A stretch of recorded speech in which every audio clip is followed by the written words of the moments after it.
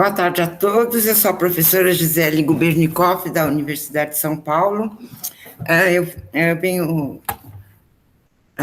falar sobre multimídia em museus e vou querer fazer uma apresentaçãozinha rápida com o material, porque eu acho que fica mais fácil.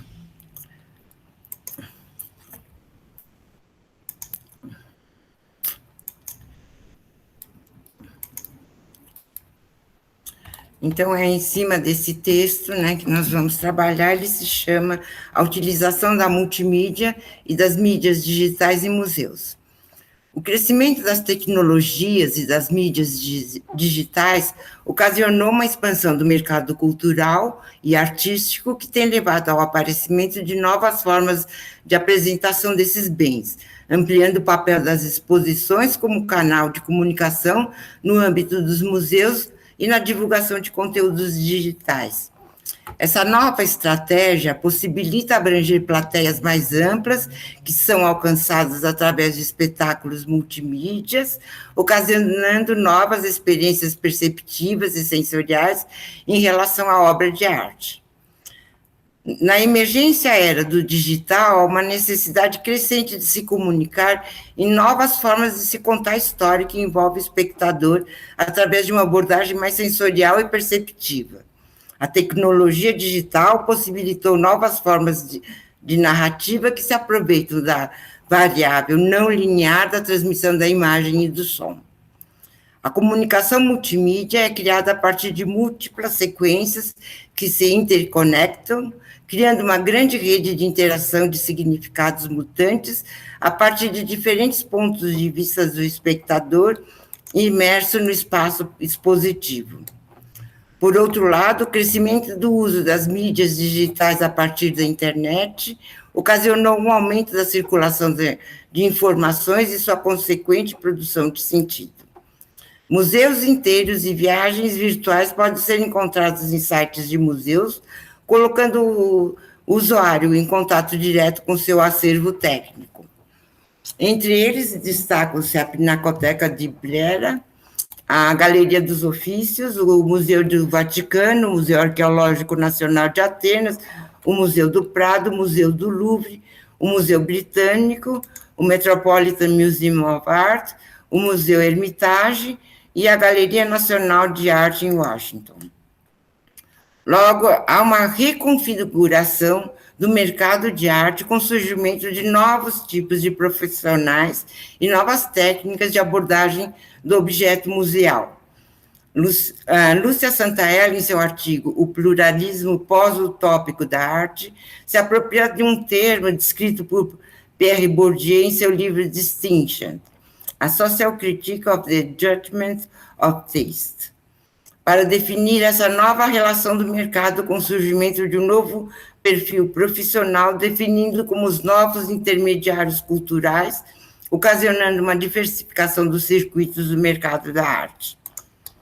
Nessa medida, vou citar a Santaella, nessa medida, em um contexto híbrido e plurópico, a arte tem encontrado as condições atuais de existência nos seus modos de produção, exposição, reprodução, difusão e recepção.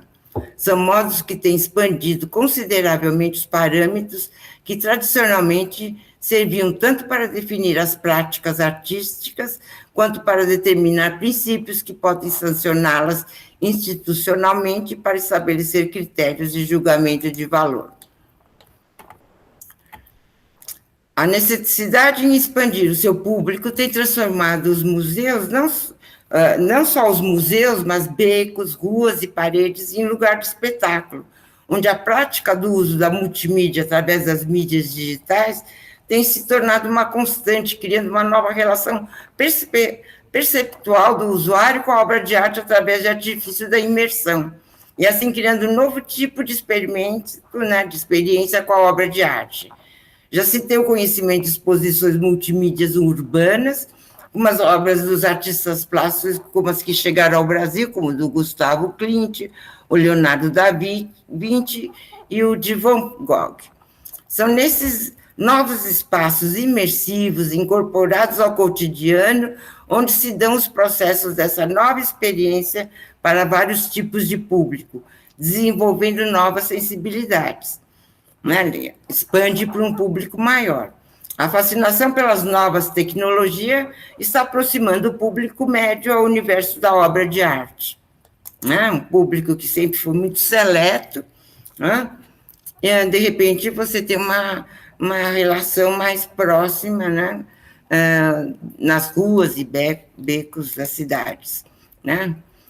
Foi durante o Renascimento que surgiram as primeiras considerações estéticas que passaram a comandar não só a forma de apreciação e da fruição da obra de arte, mas também a do fazer artístico, ao ponto de todo o processo da produção das lentes das câmeras fotográficas, na virada do século XIX para o XX, terem na sua concepção a perspectiva do renascentista, que é aquele ponto de fuga, etc. E tal.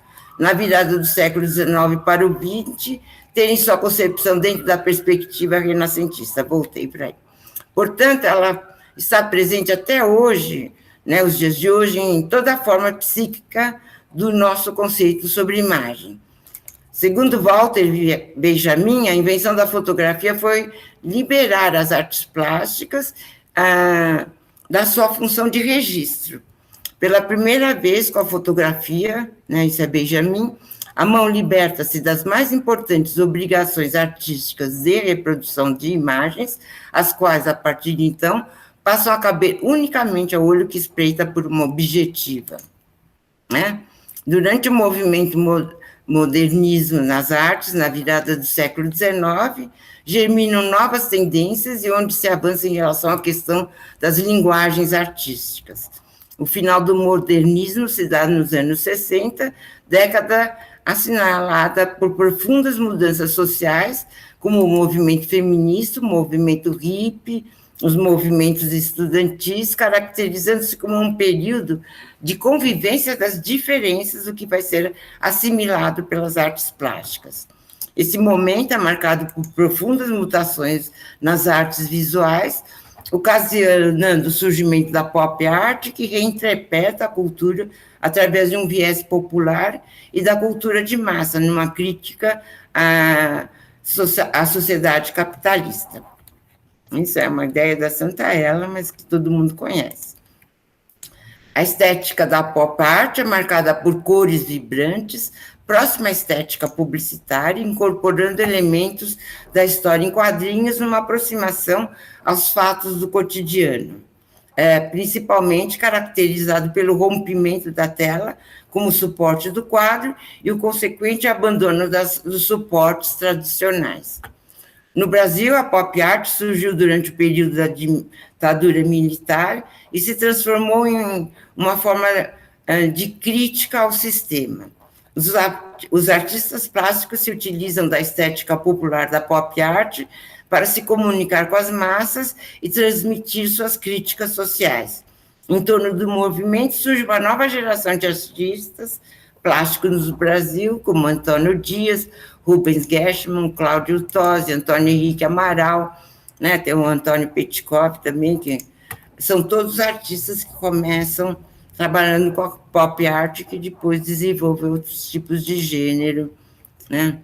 Como consequência dessas transformações implantadas pela pop art, as artes plásticas se ampliam em uma variedade de estilos e práticas, ora relacionado com a comunicação, com a utilização de técnicas e equipamentos tecnológicos para a criação de obras originais, como nas artes digitais, na arte cinética, ou mesmo em instalações, ou mesmo utilizando o próprio corpo como suporte da obra artística, como é o caso da performance e da body art, chegando a seu apogeu em uma heterogeneidade de estilos, arte conceitual, arte pobre, arte, land art, ou em um retorno à pintura, como na arte concreta e no neoconcretismo. Muitas dessas manifestações artísticas, como instalações, happenings e performances, não têm a pretensão de serem duradouras. Seu caráter efêmero as torna dependentes de registro e documentação. Logo, a fotografia e o vídeo são incorporados, que além de servirem de base do registro documental dessa arte, muitas vezes transitória, e de suporte para essas manifestações, insinua-se nas manifestações artísticas de forma incisiva, mantendo uma autonomia própria, sendo incorporado definitivamente como forma de manifestação artística e marcando o surgimento da linguagem eletrônica incorporado à obra de arte. Essa efervescência de tendências leva à decretação do fim da arte nos anos de 1980. Segundo Lúcia Santaella, esse período histórico coincidia com a explosão dos estilos pós-modernos nas artes e com os debates filosóficos e culturais da pós-modernidade. Ou, segundo ela mesma, o criticado vale tudo pós-moderno, sinalizando a emergência de um novo tipo de cultura, né, um novo tempo nas culturas e nas artes, né, uma nova cultura nas artes, denominado de arte contemporânea, marcado pela diversidade de tendências estéticas, o que traz, por conseguinte, mudanças profundas no papel do museu, né? Pela primeira vez na história das artes, passam a refletir e a impulsionar as profundas transformações sociais pelo qual a humanidade estava passando. Né? O próprio museu começa, inclusive, a incorporar os filmes experimentais, underground, etc. e a expor junto com as obras de arte. É um momento extremamente interessante para o grande público que, de repente, se depara no museu com a projeção de um filme num espaço entre dois quadros, né? Com o surgimento das mídias digitais, cria-se uma cultura em rede que perpassa todo o tecido social, envolvendo o usuário em jogos de linguagem. Essa complexidade artística, de alguma forma, amplia o universo da audiência e do público, fruidor de arte, democratizando a cultura e o acesso à arte. Né? Que a grande discussão hoje, quer dizer, a gente partindo do Walter Benjamin, né, que é a perda da aura da obra de arte, né, e hoje com as mídias digitais existe uma perda maior ainda, já que a partir, né, de um computador uma pessoa pode interferir uma obra renascentista de algum autor, pintor renomado. Nesse sentido, deve ser levado em conta a teoria da recepção. É o papel de agente ativo dado ao espectador no processo comunicacional. Quer dizer, a teoria da recepção, que começa em relação à literatura, etc. e tal, ela é adaptada, né? Eu falei, ela aparece com Hans Robert Schaus, né? Que é um grande teórico, ele vai ser adaptado mais tarde pelo Robert Stan, que é um teórico norte-americano, em seu livro Film Theory and Introduction. Ele adapta a teoria da recepção para o cinema. E a teoria da recepção, normalmente, ela se baseia no fato que a obra de arte ela só se realiza a partir da participação do espectador, né? Ela passa a existir a partir dessa interação entre espectador e obra de arte. Regina Gomes, né, segundo seu artigo Teorias da Recepção, História e Interpretação de Filmes, um breve panorama, afirma que no cinema o espectador preenche as lacunas do texto fílmico, né, tornando-se imprescindível para a compreensão do processo cinematográfico. E é realmente isso, né, que se propõe cada vez mais, é a desconstrução da linguagem cinematográfica para, a partir da vivência do espectador, né, a partir da experiência e da bagagem cultural do espectador, ele comece a formar sua própria história. Né? Essa teoria da desconstrução já vem há algum tempo, né, sendo defendida no cinema. Né? O espectador historicamente situado, molda e é moldado pela experiência cinematográfica num processo dialógico sem fim. O conhecimento e a interpretação do processo cinematográfico deve, sem dúvida, levar em conta esse diálogo que reconhece a participação concreta e ativa do espectador do filme. O filme é o lugar onde interage autor e receptor e, de modo algum, um lugar fechado em si mesmo. Pelo contrário, esse ambiente é recheado de fissuras, janelas, e é dado ao espectador a tarefa de cobri-las de sentido. Né? E que é uma linha muito desenvolvida pela teoria feminista de cinema, né, que ela discute muito com a relação da narrativa clássica, que conduz, né, o espectador de uma forma passiva, né, no transcorrer do filme, e se discute um tipo de cinema onde existem brechas e fissuras, onde o espectador entra como participante da narrativa, né, com a sua bagagem, né, cultural e com a sua experiência de vida. Como essa teoria se aplica a essas novas formas de comunicações nas artes, né, Sulages o denomina de arte de participação, ou arte permutacional, quando a participação ativa do espectador na obra de arte exige uma expansão das noções de arte, da criação e também da estética.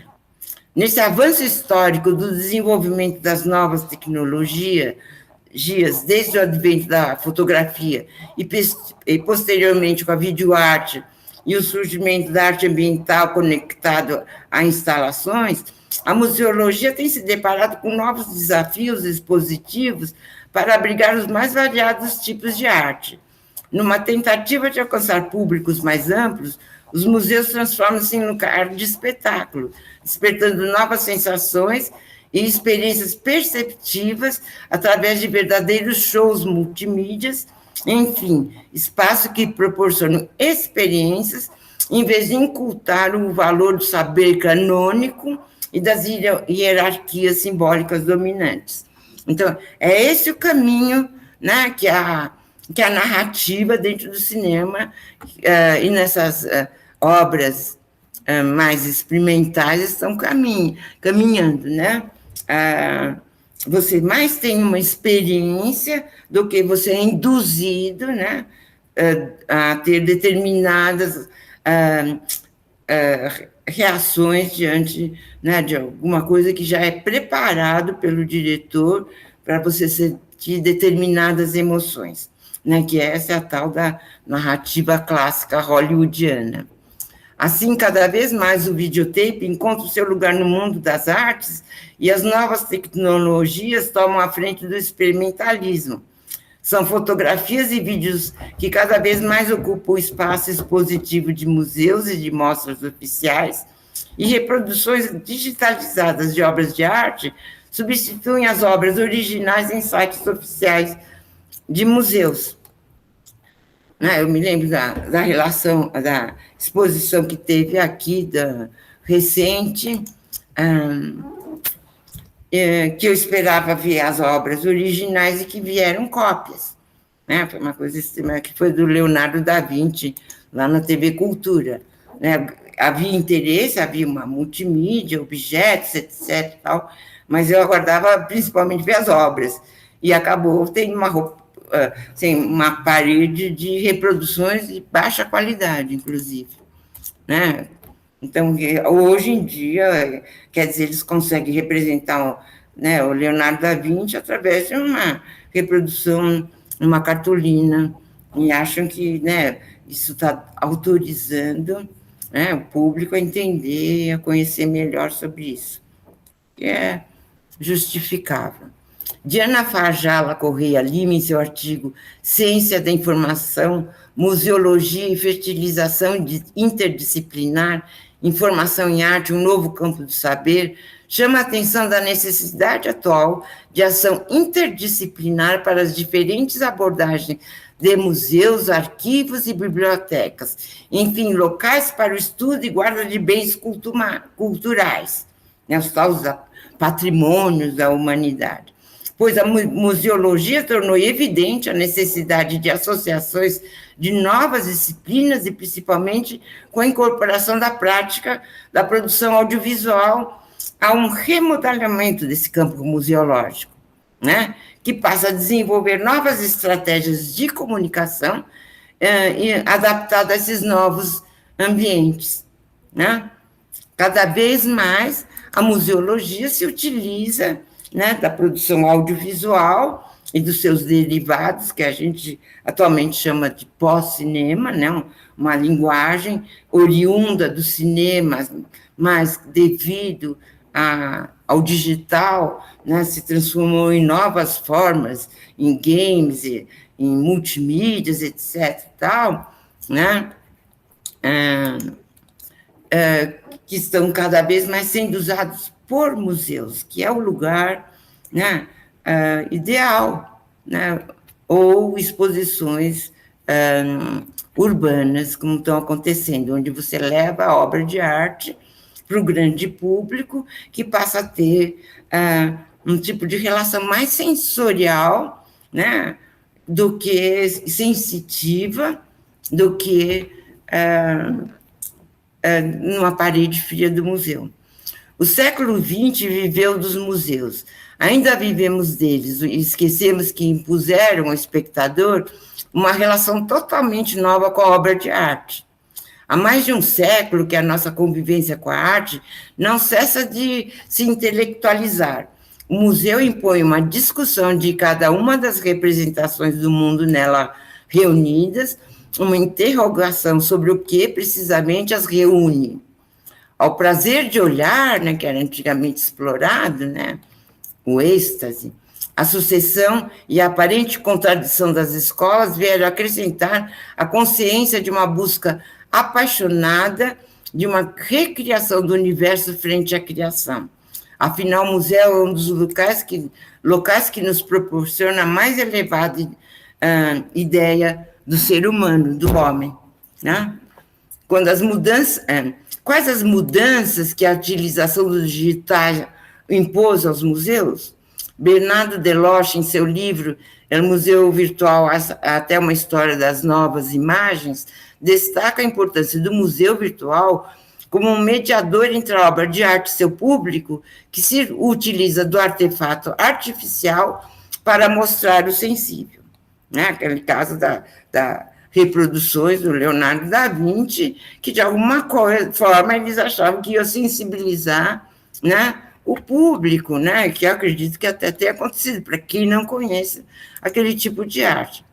No prólogo do livro, Regis Dubré, né, que é o cara que faz a introdução ao livro, diz, já que a obra de arte, em princípio, é por si mesma um sustentáculo de uma realidade em bruto por sua cópia, não tem que afastar em ausência nenhuma natureza, nenhuma objetividade primária, nenhuma áurea perdida. A cultura é por si só um substituto. Simplesmente temos passado do substituto figurativo ao analítico e agora ao digital. A originalidade dessa última fase consiste em que a função de apresentação se independe daquela que até agora eram seus órgãos autorizados. O museu como edifício e instituição. O museu atual foi uma figura histórica de mostrar. Por isso, abordá-lo com métodos multimídia não é uma catástrofe, e sim um benefício. A grande pergunta que se coloca é: o que fica de arte quando desaparece o objeto da arte? Ele somente permanece uma pura e simples documentação. Na verdade, o que acontece é que há uma mudança do foco na função do museu, que traz consigo uma mudança ótica em relação ao olhar, em função da utilização dos meios de comunicação.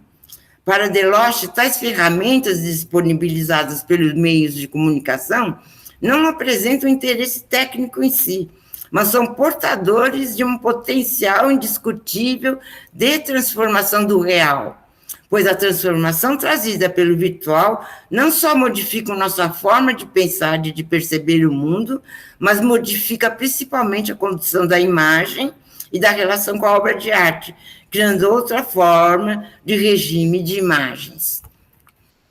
A função inicial do museu de contemplação estética, relacionando o espectador com a presença ou a aura da obra de arte, passa por uma mudança de lógica, mudança essa que está situada principalmente debaixo do signo do olhar, né? Que é por onde penetra, que passam as sensações. Durante a invasão inicial da informática, na produção audiovisual com seus efeitos fáceis, né, o digital facilita muito a produção de efeitos especiais que antes eram extremamente caros e hoje você faz com um toque de dedo. A gente falava muito em pirotecnia, né, o uso do efeito pelo efeito, que ocasionou outra gestão da imagem em movimento, condição essa que pode ser aplicada ao tema em questão. Abordar as ferramentas de apresentação dos expósitos, exposição mais depósito, como simples meio evolutivos e perfectivos, quer dizer, como se dependesse somente de uma problemática museográfica, quer dizer, a exponografia ou incluso de cenografia, não é de uma problemática museológica que implica no status da instituição. Tem como resultado escamotear a importância do real que está em jogo, né? Que, na verdade, quer dizer, as mudanças são muito maiores do que, né, em relação ao Estatuto da Arte, principalmente, que está em jogo hoje. Por isso a resistência, né, que a gente percebe em qualquer lugar. Dessa forma, esse procedimento acaba com a fetichização e sacralização da obra de arte, oferecendo ao público apenas o simulacro, em uma emblemática mudança lógica sobre o signo do olhar, já que estes mecanismos são portadores de uma indiscutível possibilidade de transformação do real, né? A gente sabe que por mais que uma imagem digital pareça, tenha a impressão de realidade, ela é hoje muito mais composta, né, através dos diferentes mecanismos de composição de imagem, software, etc. tal, do que uma realidade em si, como era o cinema anteriormente, né, que cada vez mais se buscava a impressão do real, o cinema se passando por uma impressão de realidade. Hoje a gente vive ainda essa realidade, mas sobre o signo digital. Daquilo nada existe.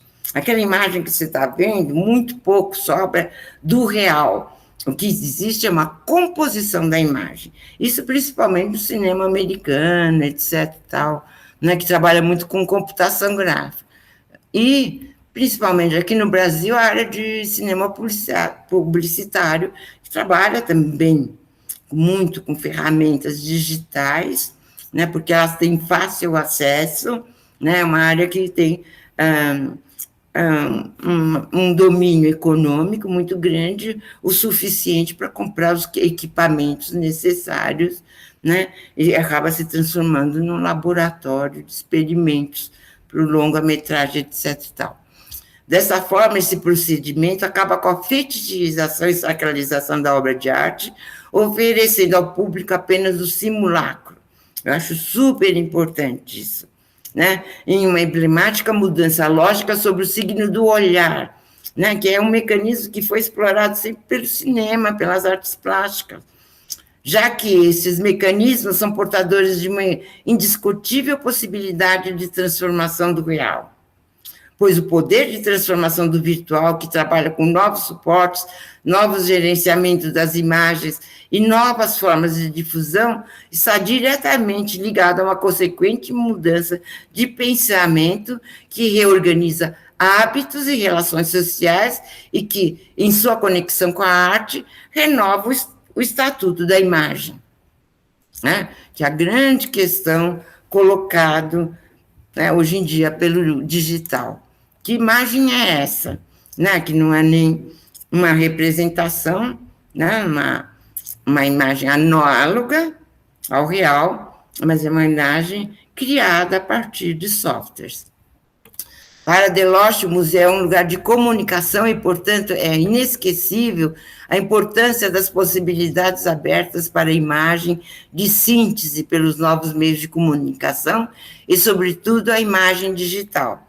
A principal transformação para ele é, no campo estético, a estética, né? É para ele no campo estético. A estética experimenta uma transformação radical quando se aplica a exploração cognitiva dos processos intuitivos de mediação. Quando, através das relações sensíveis do que se oferece à experiência sensorial, transformam comportamentos e pensamentos, né? Qual é a finalidade daquela exposição das obras do Van Gogh num beco aberto ao público? Né? De alguma forma, aquela imagem projetada, aquela qualidade estética, né, de concepção, né, das obras, vão, de alguma forma, sensibilizar o público e transformar ele. Vai ser um elemento transformador nesse público que nunca teve contato com a obra de arte.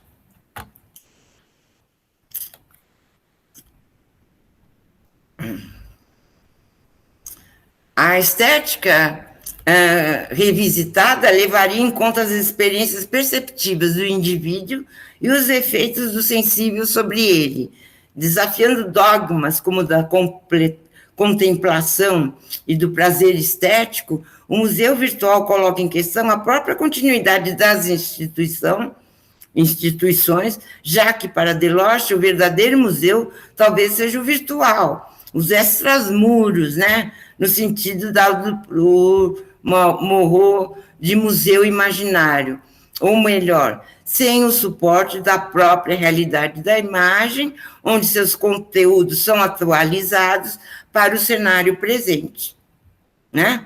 Apoia-se na teoria do efeito estético, né, de George Susser, ou seja, na ausência da autonomia da arte. O museu cumpre sua função de fazer ver, apoiado no estético e no virtual. Os meios de comunicação não são neutros e as artes plásticas se apropriam dos códigos da linguagem do cinema clássico na construção de um discurso narrativo plenamente aceito pelo público e cujo objetivo é criar uma verossimilhança com a realidade, a partir do poder que essas imagens têm sobre nós. Né? Nos dias atuais, além da projeção cinematográfica, né, ou de vídeo, né, que hoje nem existe mais película, né, e não existe museu sem projeção, ou salas de projeção, ou pequenas telas, né, cada vez mais a produção audiovisual está presente. Caixinha, você usa fone de ouvido, né, é impressionante a quantidade de produção audiovisual que uma exposição da Bienal, por exemplo, tem. Nos dias atuais, além da projeção cinematográfica, o museu se apresenta como a principal ferramenta de apresentação do sensível através de experiências sensoriais associadas à plasticidade. Por meio de experiências sensomotrizes, converte-se em um instrumento de entendimento da evolução do seu público frente às tecnologias digitais aplicadas, embrenhando-se pela vereda das ciências cognitivas. Hoje, em cinema, trabalha com a teoria, que é o grande teórico do cinema, David Bordwell, ele trabalha com a teoria da cognição, né, que é uma coisa que a gente sabe, né, desde os efeitos que a projeção de 24 quadros por segundo operam na nossa retina, etc. e tal, uma série de teorias que já foram desenvolvidas, mas que nunca se transformou realmente numa teoria de cinema, de recepção. E hoje em dia, pelo caminho que o cinema vai, através das montagens digitais, pelas câmeras, a mobilidade da câmera, etc. e tal, né? Cada vez mais é um cinema cognitivo ligado às nossas sensações. Tanto é que esse grupo de teóricos norte-americanos das grandes escolas, né? Eles falam que existe uma interferência física, né? É, é, esses filmes passaram a ter uma linguagem tão agressiva que não são mais perceptíveis através só das sensações, emoções, etc. Tal, mas a partir de transformações que atingem realmente o físico, né? Essa é a grande linha teórica que os cineastas estão usando, principalmente o pós-cinema, como o Shane, o Chaviro, né, os grandes teóricos, né, do cinema norte-americano que trabalham com essas questões mais relacionadas à tecnologia. A teoria de cinema hoje em dia está muito mais atrelada às questões do que a tecnologia trouxe, né, em termos de percepção, recepção, etc., do que em relação a conteúdos, posições políticas, etc. Tal. A grande barato é saber o efeito, né, dessas filmagens, né, que o Shane chama de câmera louca, aquelas câmeras, os filmes de terror, né, aqueles documentários que são ficção, na verdade, que tem toda uma câmera muito solta. Então, existe uma outra linguagem, o cinema está indo para um caminho mais cognitivo, ele vai sendo absorvido pelo espectador através desses elementos, né? O museu é local de peregrinação onde o ser humano procura apossar-se simbolicamente das obras de arte em um processo social de realimentação de sua própria identidade através de experiências sensíveis que o transformam. Portanto, fazem parte de sua função tanto o mostrar como o sensibilizar, capacidades plenamente satisfeitas pela utilização das mídias digitais, que oferece a possibilidade de maior interação da população em geral com o acervo artístico da humanidade, através de uma ferramenta que transforma definitivamente o status da imagem, né? Quando se questiona, tem toda essa resistência, né, que eu que trabalhei em museu e tenho essa experiência tanto em artes plásticas, existe uma resistência, porque houve uma quebra total e radical, né, e essas obras são exploradas através da sensibilização, né, do que eles trazem e nas mudanças que isso vai trazer para o ser humano. Então, é isso. Deixa eu voltar aqui para a minha apresentação.